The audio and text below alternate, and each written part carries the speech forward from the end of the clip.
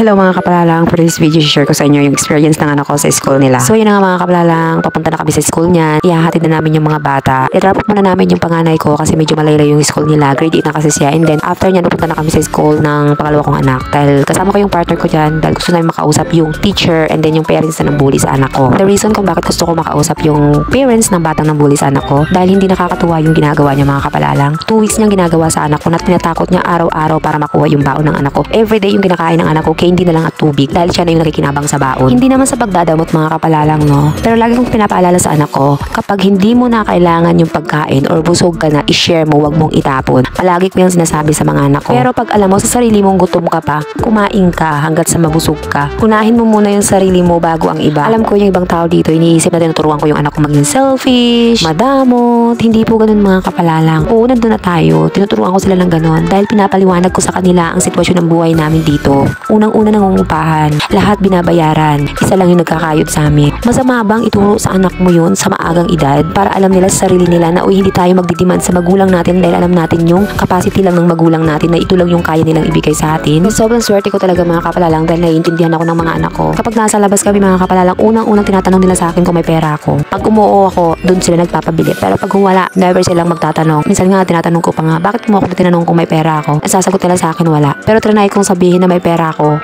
Ano masabi nila? Mami, gusto ko magpabili ng ganito. Mami, gusto ko ng ganito. Iba-iba kasi tayo ng pagdisiplina ng mga anak natin. Ito kasi yung way ko para hindi maging spoiled yung mga anak ko at alam nila ang tama at mali. So ayun na nga, mabalik na nga tayo dun sa issue ng anak ko. Alam niyo ba mga kapalalang na hindi lang pala sa anak ko nangyari to? Ang daming parents ang nagreklamo kasi na nag-PM ako dun sa parents group chat, dun nagsilabasan lahat. May isang parents dun na same scenario dun sa anak ko. Ang ginawa daw niya, nagsumbong lang siya kay teacher. So yung teacher naman ay pinagsabihan lang yung bata. So tinigilan na ng bata na kunin yung baon niya and then lumipat siya kay Gwinji dun sa anak ko. And then 2 weeks nangyayari yun. Dahil walang nakakaalam dahil ayaw magsumbong ng anak ko sa dahil takot din siyang pagalitan ko siya. Nag-usap na kami ng teacher dyan, hindi lang ako nag-video bilang respeto sa teacher. So yun nga, nalaman ko kay teacher na marami talaga yung nangyayaring kabalagan din sa bata na yun, na hindi daw kayang disiplinahin ng magulang dahil sa sobrang daming anak, which is hindi naman talaga reason yun. Kung talagang kaya mong magparami ng anak, kaya mo ring disiplinahin yung mga anak mo.